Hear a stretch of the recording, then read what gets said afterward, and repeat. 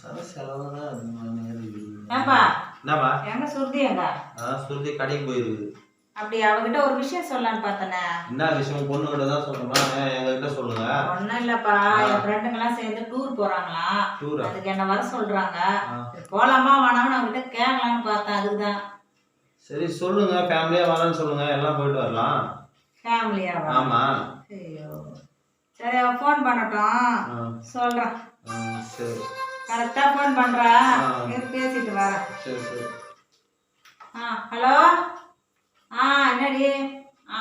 சரிதான். நாங்களும் வரோம். என்னது? நாங்களும் வரோம்னு சொன்னப்பா. அப்படி சொல்லலையே நீங்க.